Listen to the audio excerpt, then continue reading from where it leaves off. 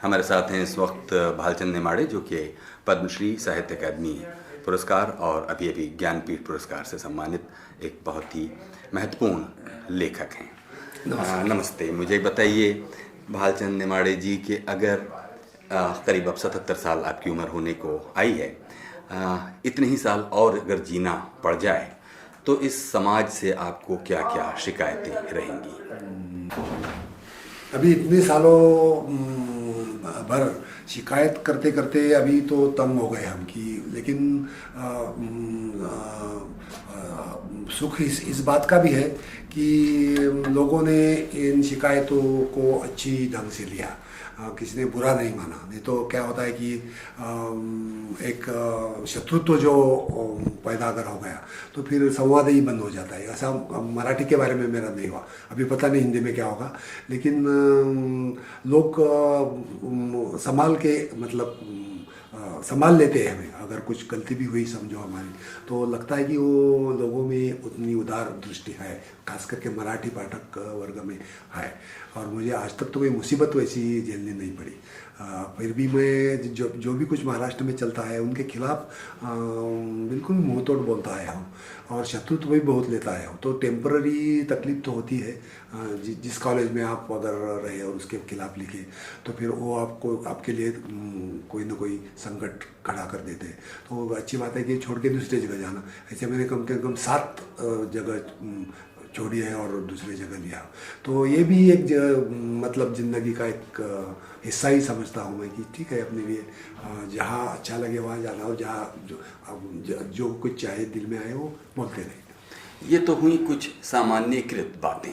अगर इसको थोड़ा सा और एक बारीक थोड़े ग्राफिक डिटेल्स में जाएं और हम आपसे ये पूछें कि जिस दुनिया का सामना हर रोज़ सुबह उठने के साथ ही शाम होने तक होता रहता है, उसमें ऐसी क्या चीज़ें बदल गई हैं और बदलती जा रही हैं जो आपके हिसाब से ठीक दिशा में नहीं जा रही? एक तो जो नई पीढ़ी आ रही है, न्यू जनरेशन, मैं समझता हूँ उनमें ज़्यादा बुद्धिमत्ता है।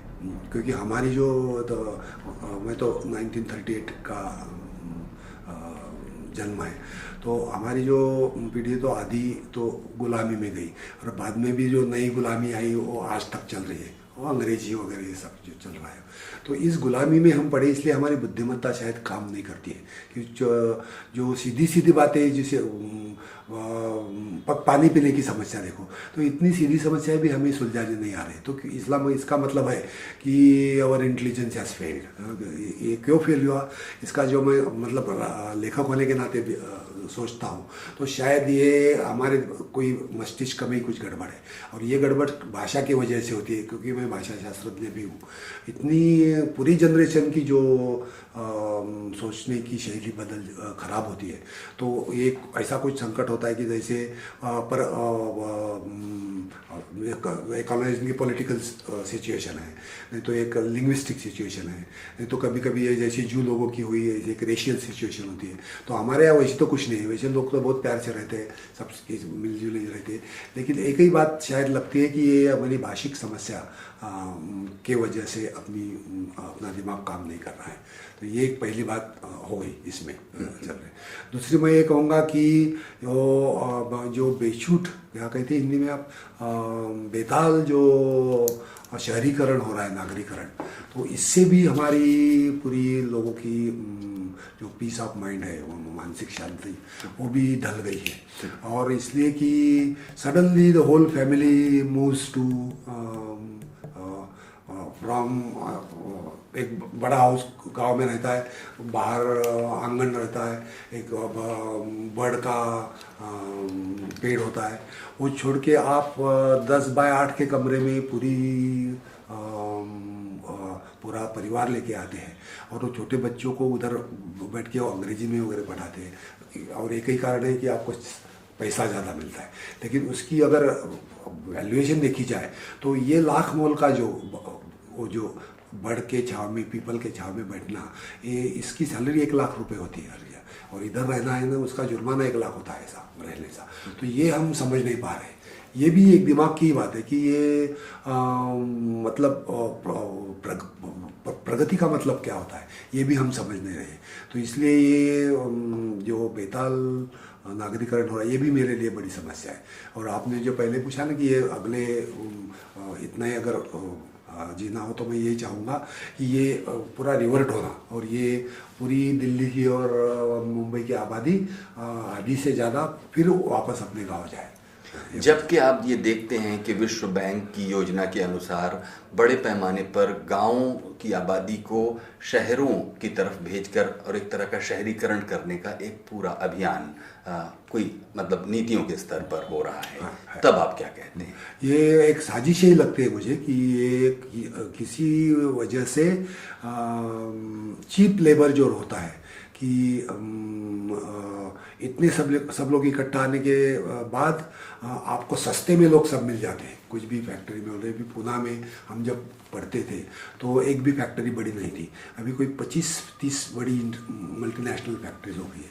तो इसका मतलब यही होता है कि दुनिया में कहीं भी इतना चीप लेबर नहीं मिलता, इसलिए वो उधर आते हैं। और मैं जब कहा ना, ये देहातों से इतना बड़ा समृद्ध जीवन छोड़ के अगर लोग ऐसी कंडीशन में रहे कि वो बाल बच्चे वो औरत वगैरह छोड़ दो, लेकिन आपको सैलरी मिलती है ना, पैसा मिलता है ना, आपको ये पेप्सी पीने को मिलती है, ये आइसक्रीम खाने को मिलता है, और ये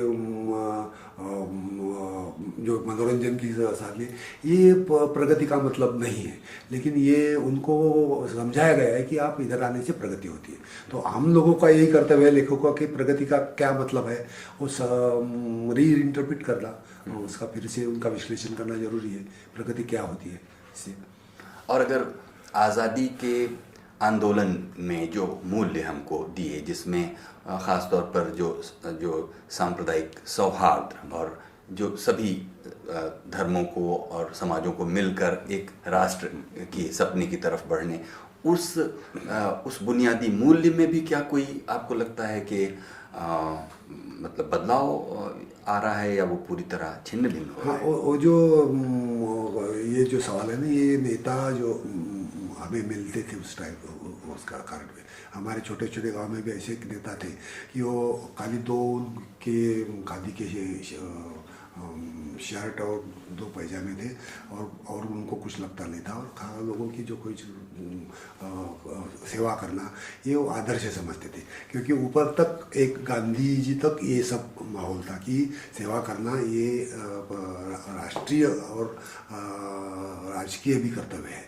लेकिन आज जो मूल्य हो गए राजकीय और राष्ट्रीय सेवा करने के, वो पूरे उल्टे हो गए। क्योंकि जो ऊपर से आते हैं नेता, उनसे ये जो है ना फिल्ट्रेशन होते कि एक्सप्लॉयटेशन ही वो समझा जाता है कि नेता बनना मतलब एक्सप्लॉयट कर सकना, करते जाना, यही हो रहा है। इसलिए आज़ादी के पहले जो मतलब था वो अभी नहीं रहा।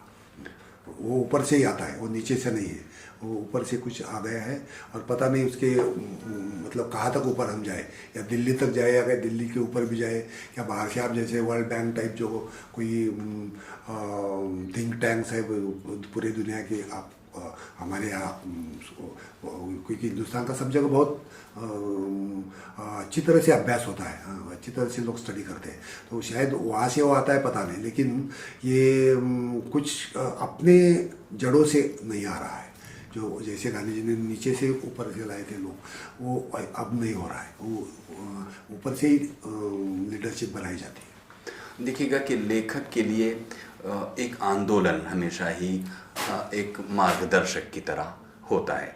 हर आंदोलन की अपनी पत्रिका होती है, हर आंदोलन के अपने विचारक होते हैं।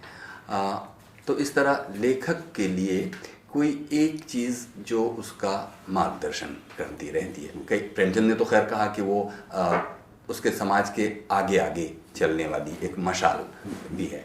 इस पूरी थोड़ी जटिल स्थिति में अगर देखें तो एक लेखक के तौर पर अपनी आस्थाएं आप कहाँ टिकाते हैं? अब मैं इसका थोड़ा सा संदर्भ कहना चाहता हूँ कि ये ख़ास तौर पर 90 के दशक तक जो रूस और चीन से आने वाला समाजवाद का सपना था, उसके टूटने या उस प्रयोग के विफल होने से भी एक लेखक के तौर पर आपके जीवन पर और आपकी दिशा और आपकी प्रतिबद्धता पर क्या कोई असर पड़ता है? हम जब विद्यार्थी थे तो ये रूस अमेरिका का बहुत तेज़ी में था, और हम तो वैसे मैं तो खुद को लोहियावादी समझता हूँ। तो लोहिया जी की जो तत्वज्ञान था कि ये सोशलिज्म होना जो अपनी भारतीय तरीके का होना, और सब जगह अपने भारतीय तरीके के विचार शैली और विचार प्रक्रिया होनी चाहिए, ये मैं मानता हूँ। उस टाइम पे ये हो गया कि जो सोशलिस्ट और लेफ्टिस्ट कुछ आंदोलन थे, उन्होंने अपने यहाँ का जो सोशल स्ट्रक्चर है, क्या समाज रचना है, उससे जोड़ा नहीं खुद को। अभी महाराष्ट्र में सोशलिस्ट बहुत लीडर थे, अपने SM जोशी, NG गोरे, जॉर्ज फर्नांडिस, ये हमारे नेता थे, मतलब सीनियर लोग ऐसे। ये अभी भी मेधा पाटकर वगैरह उसी की ये चला रहे, और गांव-गांव में छोटे छोटे लीडर बहुत हैं। कम्युनिस्ट लोग थे, डांगे वगैरह जैसे, लेकिन इन्होंने कभी अपने रचना से खुद की तत्वज्ञान को जोड़ा नहीं।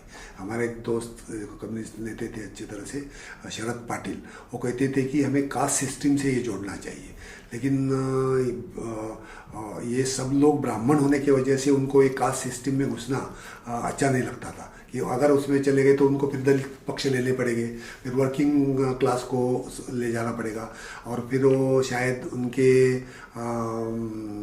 विचार प्रक्रिया में ठीक तरह से बैठना नहीं था, इसलिए उन्होंने इस पर ध्यान नहीं दिया।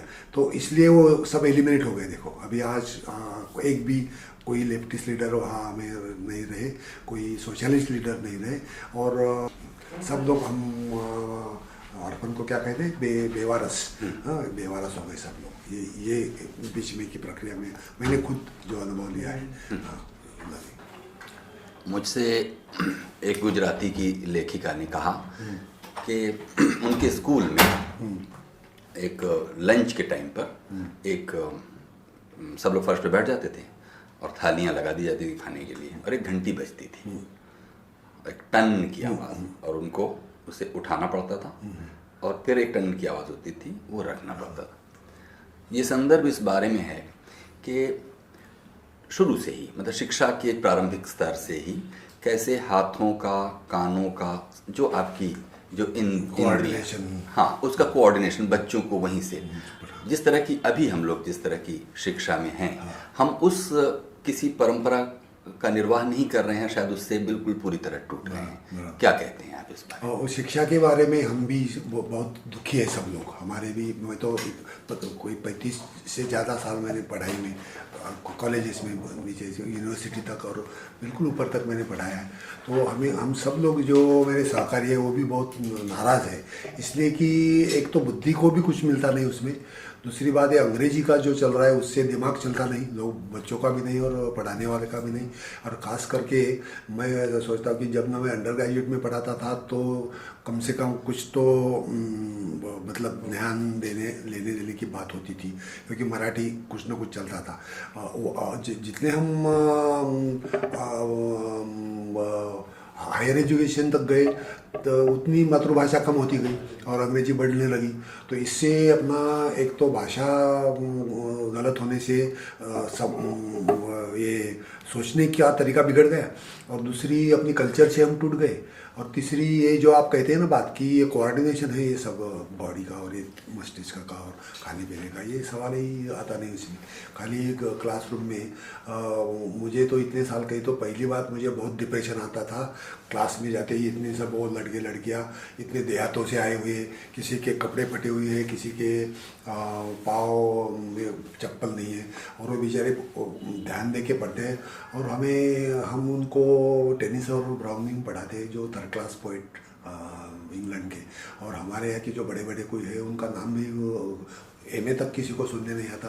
तो ये हमें पहले से ही खुला, लेकिन क्या है, ये इतनी बड़ी सिस्टम है अपने देश में, बड़ा देश होने के कारण ये कठिनाई ऐसी होती है कि ये कहाँ से शुरू होता है और कहाँ मतलब उसका चाबी है वो समझते नहीं। ये खुद आपके अपने बचपन में, जैसा कि मैंने ये उदाहरण आपको दिया, हाथों और कानों और इंद्रियों के कोऑर्डिनेशन का, कुछ ऐसा आपके बचपन में भी कोई ऐसी स्मृति है जिसको आप मिस करते हैं? जैसे मैं अपने बचपन को याद करूं तो उसमें एक कथावाचक आया करते थे जो हमको कथा सुनाकर शिक्षित किया करते थे। जी। हम तो देहात में बड़े हुए हो, हम तो किसानों के घर में थे हम, तो हमारे यहाँ ये कोई सवाल आया नहीं, क्योंकि हम तो पढ़ाई तो करते थे। लेकिन उस टाइम पे अगर उधर क्या बछड़ा कहते ना, गाय के बछड़े ने आवाज़ दिया तो कुछ भी हो, तुम सिकंदर की सवारी क्यों पढ़ रहे हो या चाणक्य को पढ़ रहे हो, कुछ भी हो, वो सुनते ही लगता था कि अरे इसको प्यास लगी है तो चलो पानी उसको देना है, तो जाके वो आड़ के पानी निकाल के देना और फिर बैठना। तो ये हमारे लिए कोई देहातों में जो आए हम लोग, तो उनके लिए बचपन में ये कोई सवाल नहीं है। लेकिन हम जब बड़े हो गए और पोस्ट ग्रेजुएट लर्निंग वगैरह करने लगे, तो मेरे पहले नावल का यही थीम है कि ये जो वेस्टर्न एजुकेशन हम ले रहे हैं वो पूरा यूजलेस है, और इससे किसी को मतलब पर्सनल भी कोई फ़ायदा नहीं है और पूरे समाज को भी कुछ नहीं है, और सब वेस्टेज हो रहा है। इसलिए वो घर बैठना पसंद करता है कि चलो ये छोड़ दो अभी, और कोई वो एग्ज़ाम को बैठता नहीं है, इम्तिहान छोड़ देता है और घर पे वो आ जाता है वापस। ये मेरे कोसला जो है पहली नावल, उसका ये समाप्ति ऐसी है। तो ये हमारे लिए सवाल नहीं है। लेकिन आजकल के जो बच्चे रहे कि वो कट ऑफ होते हैं कि पहले से अभी हमने देखी कि हमारे गांव में भी कि ये अंग्रेजी वाले बढ़ रहे हैं, तो हमारे बच्चों का क्या होगा। तो बचपन से बड़े बड़े स्कूल के कोई अपने घरदार बेच के क्या कहते हैं आप, पॉन करना, साहूकार के यहाँ रख के पैसा लेके 2-3 लाख रुपए भर के अंग्रेजी स्कूलों में जाते हैं और इंटरनेशनल नाम देके खाली वो धंधा बहुत बढ़ गया है, महाराष्ट्र में बहुत है। तो ये बढ़ेगा शायद, और ये हमारे लिए बहुत खतरनाक चीज़ हो रही है। ये आज तो है, लेकिन हमारे बचपन में यह नहीं था। ये जो मुख्य धारा के जो मनोरंजन के साधन हैं, उनके बारे में भी कुछ टिप्पणी कीजिए, जिसमें सिनेमा जो पॉपुलर चीज़ है, सिनेमा या टेलीविज़न सोप्स और म्यूज़िक, जब इसको आप, क्योंकि उम्र के इतने उतार चढ़ाव देखते हुए जब आप मनोरंजन की चीज़ों पर नज़र डालते हैं तो आपकी क्या प्रतिक्रिया होती है? एक मेजर चेंज हुआ कि हमारे इलेक्ट्रॉनिक मीडिया बढ़ गए। पहले जो थे अपने यहाँ तो फिल्म थी, और मतलब हिंदी फिल्म थी, और हिंदी फिल्म के बारे में मेरा बहुत अच्छा ओपिनियन है कि एक में वो राष्ट्रीय कर्म क्या कहते हैं मनोरंजन का, और राष्ट्रीय अगर कोई चैनल कहा जाए, राष्ट्रीय धारा कही जाए, तो हिंदी फिल्म थी कि वो एक में वो ऐसा है कि उधर एक तमिलनाडु का कुछ ट्रेंड आता है, कोई हिमाचल का आता है, कोई कश्मीर का आता है, हिंदू मुसलमान सब उधर इकट्ठा होते हैं। ये हमारे लिए बहुत बड़ी राष्ट्रीय शिक्षा थी। ये फिल्म के जारी होता था।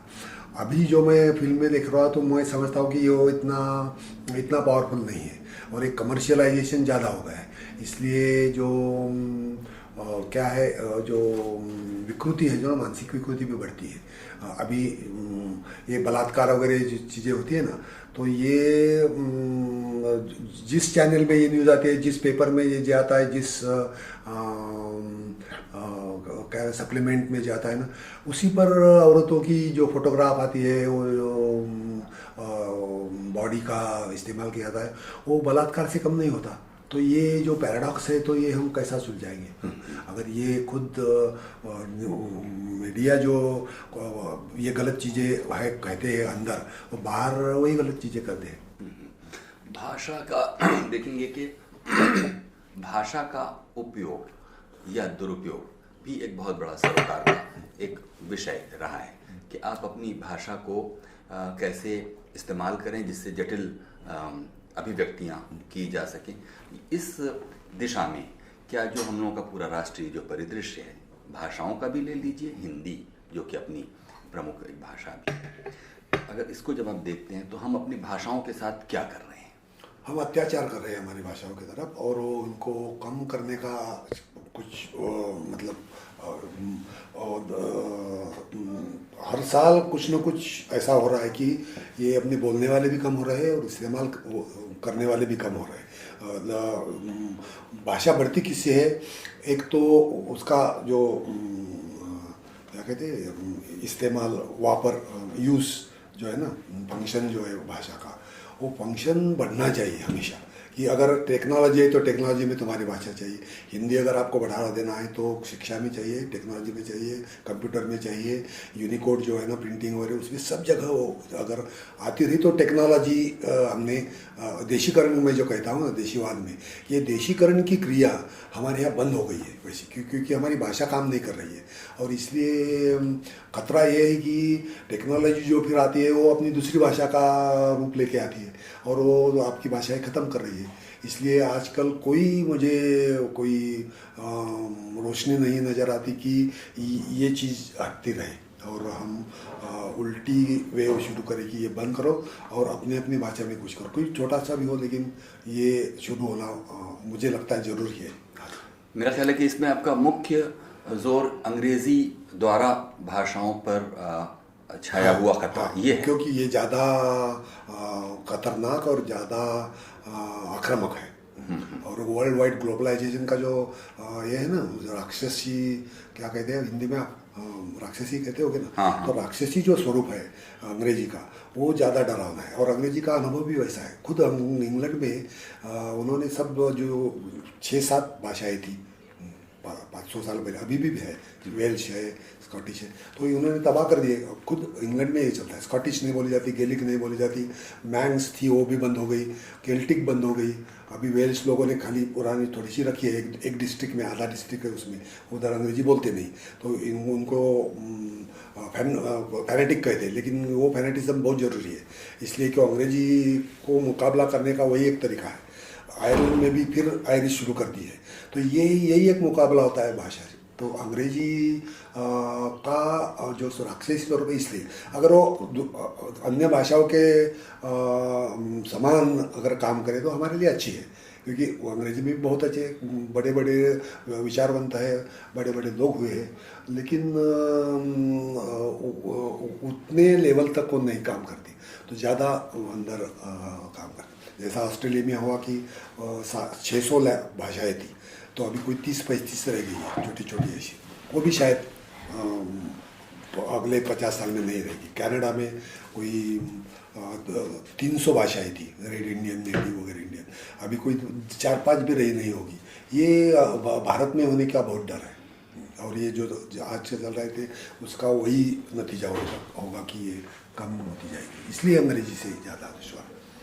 ये तो इतना विशाल देश है और एक ही देश के भीतर कई देश बसते हैं, कहा जाए, तो अपने ही, क्योंकि अब आप एक राष्ट्रीय लेखक के रूप में ज्ञानपीठ जैसा जो सबसे बड़ा पुरस्कार देश का माना जाता है, एक उसमें पुरस्कृत लेखक मिलने के पहले भी मैं यही कहता था और वही लिखता था। ये तो अपने देश को जानने के लिए आपके पास आपके स्रोत क्या है? आप कैसे उसको, उसकी विविधता को और इस देश के भीतर के देशों को आप कैसे जान पाते हैं? इस बड़ा कितना भी देश हो उसे जानने का एक ही तरीका है कि आपके घर में, आपके गांव में, पूरा मतलब जो टिपिकल जो हिंदू घर है हमारा, उसमें अगर घुसे आप जड़ों तक तो सब देश समझ जाता है।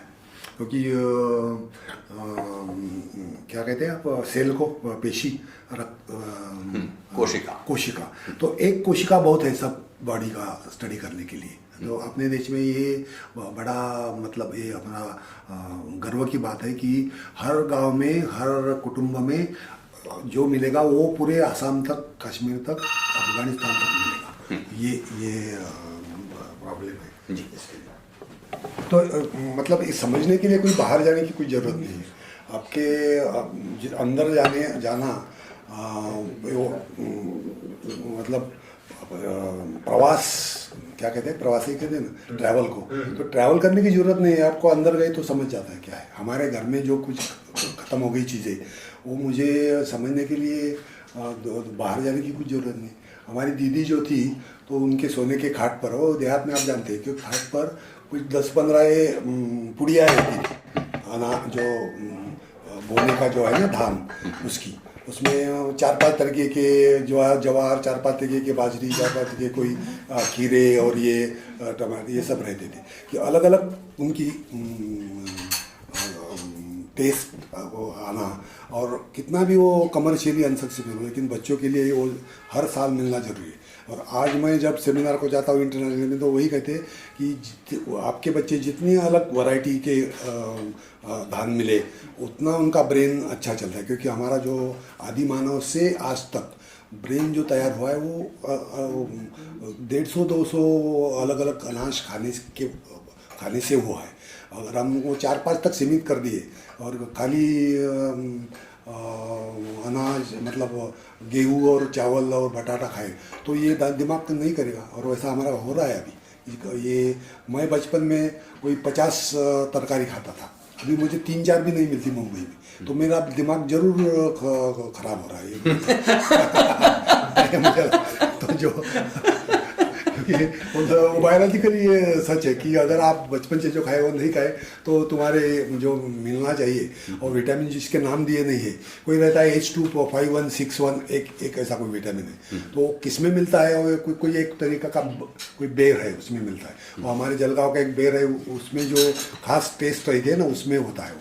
अभी वो बेर ही खत्म हो रहे हैं, उसने वो जेल में गया हुआ आदमी, उसने ज़मीन बेच डाली, तो वो नहीं मिलेगा अभी बच्चों को, खत्म हो गई वो, और इसलिए तो आपके ब्रेन पे असर हो जाएगा। ये मतलब एक उदाहरण दिया मैंने, लेकिन ये सब जगह हो रहा है, सब तरीके।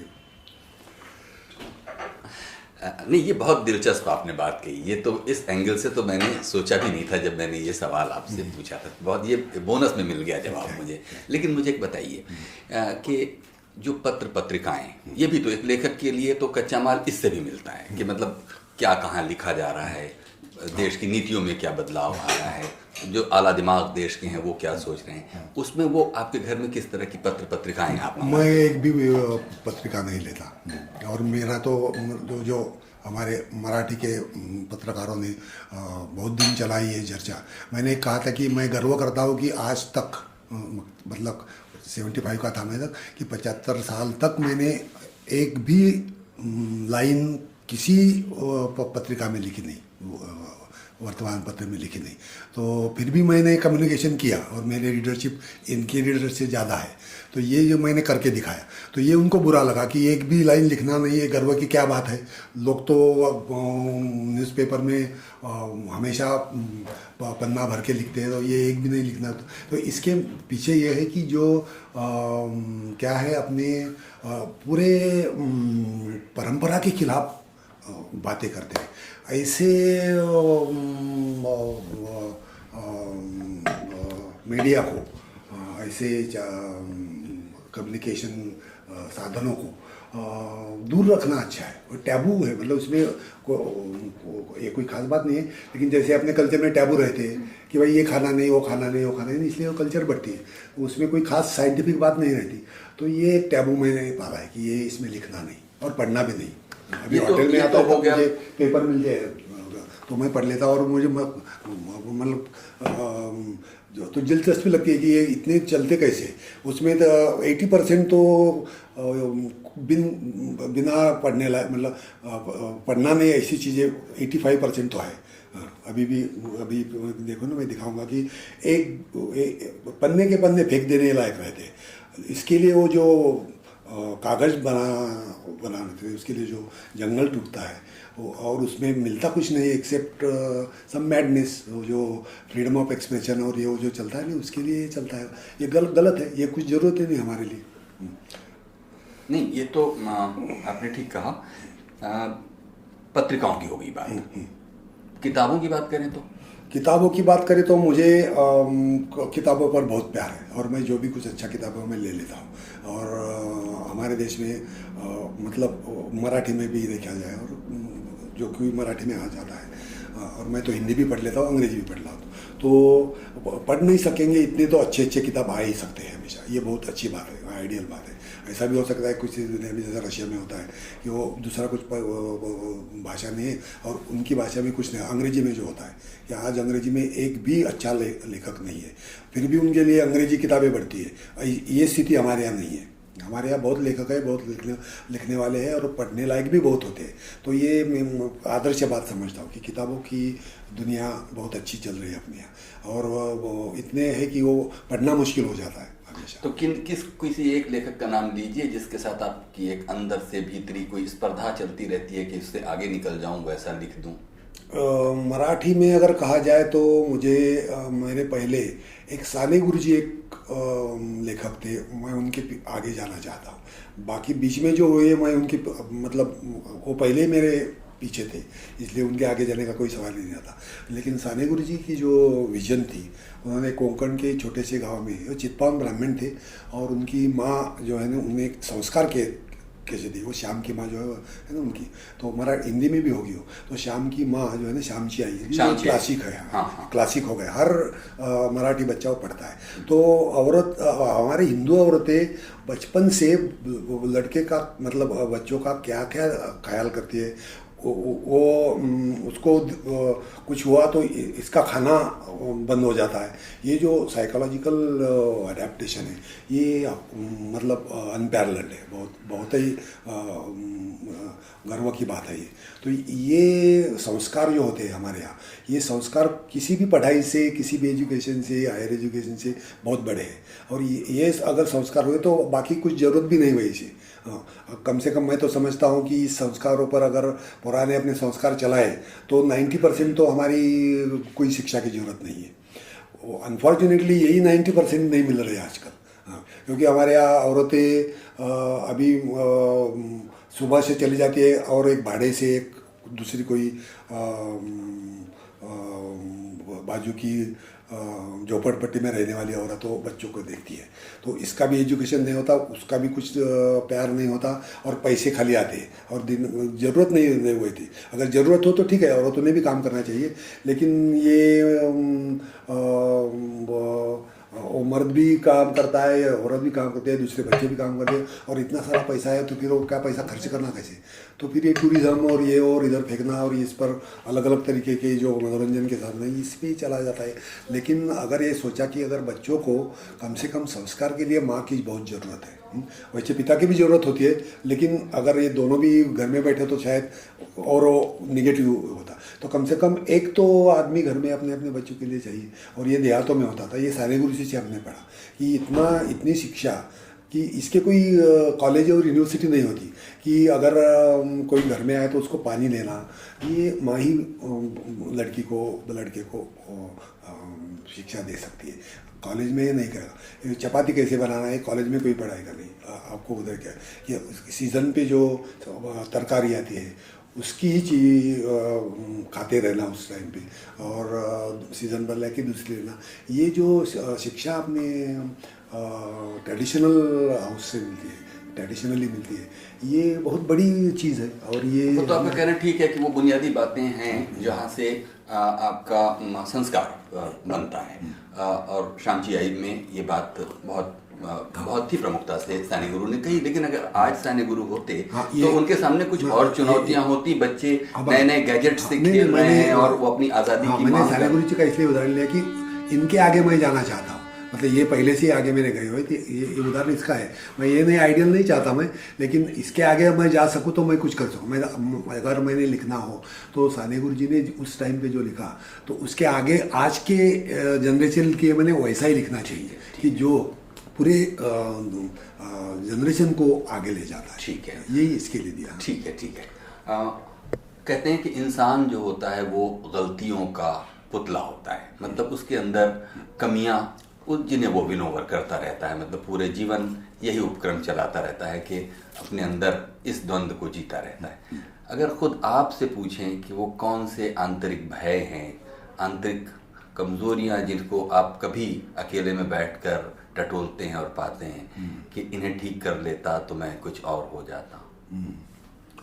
मुझे भय तो मेरे दिमाग में कभी आज तक नहीं रहता। अकेले में भी रहे तो मुझे ज़्यादा फ्रीडम महसूस होता है, ऐसे कोई भय की बात नहीं होती, क्योंकि मैं अब कभी भी मतलब इस पे प्राध्यापकों तो आसपास विद्यार्थी रहते, लोग रहते, और मैं ज़्यादा लोगों के साथ रहना पसंद करता हूँ हमेशा। लिखने के टाइम पे खाली अकेलेपन ज़रूरी होता है, लेकिन बाकी मैं लोगों के साथ रहना चाहता हूँ, और इसलिए उनका जो दुख है वो अपना भी हो जाता है, और आप शेयर करना सीख लेते तो भय उससे नहीं रहता।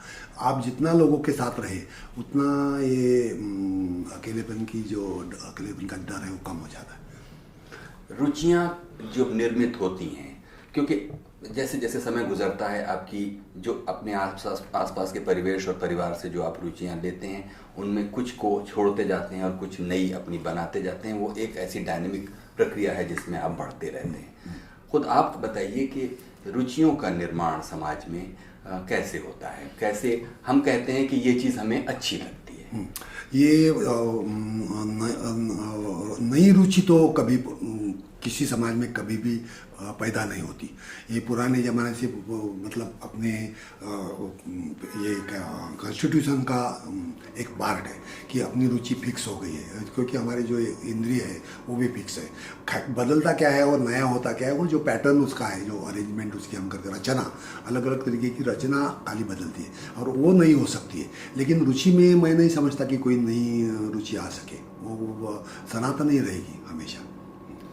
और आखिर में मुझे बताइए कि संगीत में आपकी रुचि कैसी है? संगीत तो मेरी पहली क्या है, पहला प्यार है। एक तो मैं सब तरीके का संगीत सुनता हूँ, फिल्मी म्यूजिक समझता हूँ, मतलब वो भी नूरजहान और शमशाद बेगम से किशोर कुमार आज तक जो भी कुछ हो, तो हमेशा मैं लिखते टाइम भी सुनता रहता। दूसरे क्लासिकल म्यूजिक का भी मैं बहुत ही मैडली से ही मैं, लेकिन जो भी कुछ मिले फैयाज खां से, वो जो बड़े फैयाज खां से आज तक प्रभात तक सब मेरे मतलब प्यार की चीज़ें हैं। और वेस्टर्न म्यूजिक भी मैं बहुत सुनता रहता हूँ, खास करके जर्मन म्यूजिक, पर्टिकुलरली मोज़ार्ट एंड बीटहोवन मुझे खास नहीं लगता, लेकिन बाख है, वो बहुत से मतलब वो भी मैं सुनता हूँ।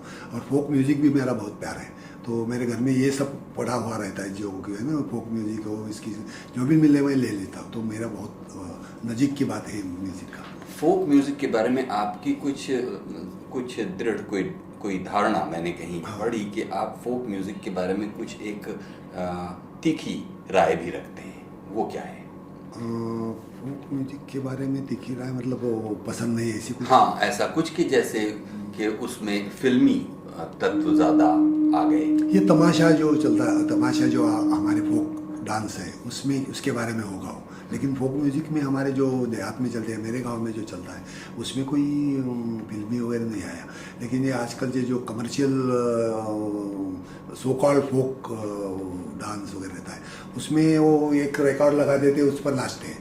गणेशोत्सव में भी ये कोई एक खराब गाना लगा देते हैं, उस पर वो सब लड़के और लड़कियाँ नाचते हैं। ये कोई आर्ट नहीं है, ये क्या कहे एक मैडनेस है ये, उसमें कोई आर्ट नहीं लाता। ये इसके बारे में होगा। निजी तौर पर अपनी स्मृति के बारे में आप क्या राय रखते हैं कि मेरी याददाश्त बड़ी अच्छी है? कोई कहता है कि मुझे चीज़ें बहुत याद रहती हैं। खुद आपका क्या अनुभव है? जैसे जैसे समय गुजर रहा है, स्मृति क्या क्षीण होती है? कुछ 40 साल पुरानी किसी घटना के तार क्या उसी तरह जोड़ लेते हैं आप जैसे 20 साल पहले जोड़ लिया करते हैं? मुझे वो ये महसूस नहीं हुआ कभी, लेकिन ये ज़रूर है कि मैं जहाँ भी जाता हूँ ना, तो ये मैं एक कागज़ हमेशा लिखता हूँ कि जो भी कुछ मुझे अच्छा लगा वर्क लिखने, तो ये मैं हमेशा वो लिख लेता हूँ।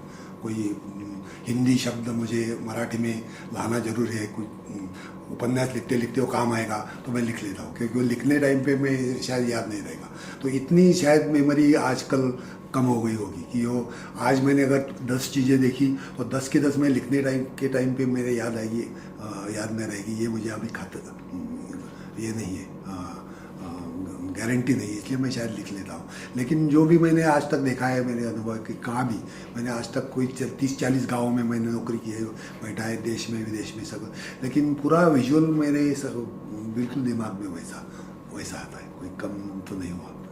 देखिए, संगीत की बात हमने की तो आपने कुछ मुंबईया फिल्म संगीत को और कुछ इंडियन क्लासिकल, कुछ वेस्टर्न क्लासिकल, कुछ अपना मराठी फोक की बात। इन सब के बीच में कोई एक गीत जो आपको लगता है कि आप हमारे लिए गा सकते हैं? कुछ मैं तो गुनगुनाइए। गाऊंगा लेकिन आपको तकलीफ ज़्यादा होगी। मैं तो मुझे मैं अपनी हमेशा- तकलीफ की फिक्र नहीं ज़्यादा करता जी। एक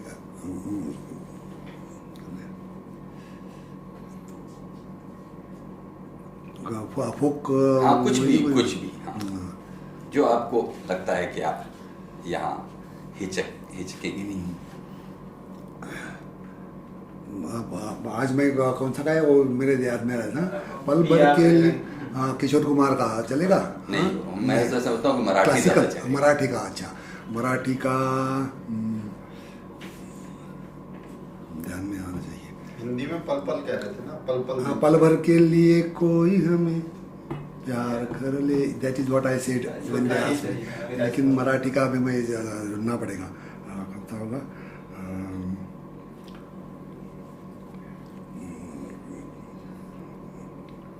हमारे गांव में सब लोग बैठे हुए तो मतलब मेरे दिमाग में रहते हैं हमेशा। अभी मैं देखता हूँ कौन से। ये दिवाली के टाइम पे हमारे यहाँ जो फोक वाले आते हैं ना, वो कहते हो तो गाई भैंसी के बारे में, तो ये कहते हैं धन्ना धन्ना हे दिवाली। कोरस 10-15 लोग उसके पीछे होते हैं, धन्ना धन्ना हे दिवाली। वो बहुत अच्छा इफेक्ट होता है। गाई म्हशी घेऊ आई, आरती करो गाई और म्हशी की। गाई म्हशी घेऊ आई, गाई म्हशीनी भरला गोठा। गाय और भैंसे से आपका ये घर भर गया है। गाई म्हशीनी भरला गोठा, गाई म्हशी घेऊ आई। This is how it goes on endlessly like that. ये मतलब शायद 150-200 तो मेरे दिमाग में है। अभी कुछ ब्लॉक हो गए तो मुझे याद नहीं है, लेकिन ये मैं हमेशा खुद अकेला भी होता तो गाता रहता हूँ हमेशा। यही जो आपने गाया, हाँ। इसको बिना अर्थ बताए हाँ। हमारे लिए कुछ एक गा तो दीजिए, जिससे कि वो उस कैसे गाया जाता रहा होगा और आपकी स्मृति में कैसा है वो बताइए, बस अर्थ मत बताइए। यही जो कि आपने गाया। हाँ, अभी कंटिन्यू करना है। हाँ।